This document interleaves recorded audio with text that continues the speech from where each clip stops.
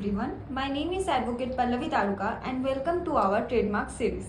जैसे मैंने आपको पिछले वीडियो में बताया था कि ट्रेडमार्क क्या होता है, ट्रेडमार्क करवाना जरूरी क्यों होता है, तो आज इस वीडियो में मैं आपको बताने वाली हूँ कुछ ऐसे इजी प्रोसेस जिसके थ्रू आप अपने ट्रेडमार्क को रजिस्टर करवा सकते हो। और हाँ, अगर आपने मेरे पिछले वीडियो को आपने नहीं देखा है तो मेरे इस चैनल पे अवेलेबल है, आप जरूर देखना।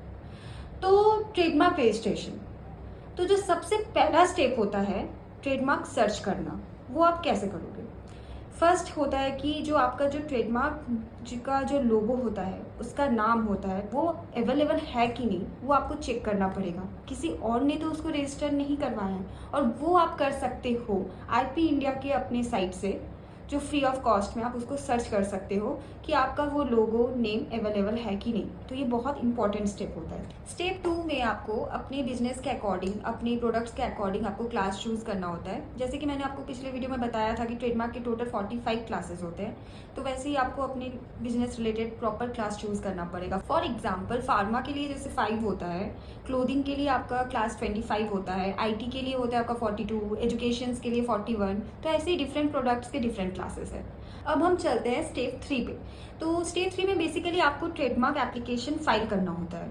तो इसमें जैसे कि आपको अपने बिजनेस प्रूफ देने पड़ेंगे, आपको अपना जो प्रोडक्ट है उसका लोगो, नेम, एप्लीकेंट का डिटेल्स, ये सब जाता है। तो इसके क्या क्या डॉक्यूमेंट्स लगते हैं मैं ये आपको बताती हूँ। ये टोटली डिपेंड करता है कि आपका जो बिजनेस है वो क्या टाइप है।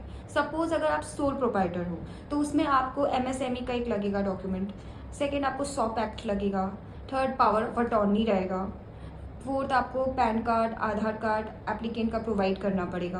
तो ये सारे डॉक्यूमेंट्स आपको लगते हैं। अगर आप पार्टनरशिप फार्म हो या LLP हो तो आपको अपने जो पार्टनरशिप डीड है वो प्रोवाइड करने पड़ेंगे। अगर प्राइवेट कंपनी है, पब्लिक कंपनी है, इससे रिलेटेड आपको इनकॉर्पोरेशन सर्टिफिकेट्स भी प्रोवाइड करने पड़ेंगे। तो ये सारे हो गए आपके डॉक्यूमेंट्स की बात। अगर आपको इसके रिलेटेड भी अगर और जानकारी रिलेटेड चाहिए तो आप हमें रीच आउट कर सकते हो। अब चलते हैं हम स्टेप 4 में, जिसमें आपका जो रजिस्टर होता है आपका ट्रेडमार्क एप्लीकेशन को एग्जामिन करता है।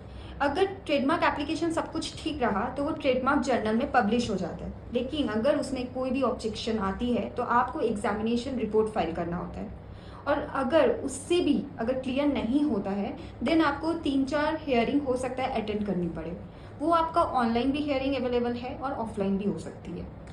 5th स्टेप में होता ये है कि अगर आपका ट्रेडमार्क के सारे ऑब्जेक्शन क्लियर हो जाते हैं तो आपका ट्रेडमार्क एप्लीकेशन ट्रेडमार्क जर्नल में पब्लिश हो जाता है। होपफुली आपको मेरे ट्रेडमार्क के 5 इजी स्टेप्स समझ में आ गया होगा। और अगर आप चाहते हो कि आप अपने ब्रांड को सेव करना चाहते हो और ट्रेडमार्क रजिस्ट्रेशन करवाना चाहते हो तो आप हमें कॉन्टैक्ट कर सकते हैं। और दोस्तों, मिलते हैं हम अपने नेक्स्ट वीडियो में, और तब तक के लिए बिजनेस की स्मार्ट डिसीजन लीजिए और अपने ब्रांड को सेफ रखिए। Thank you.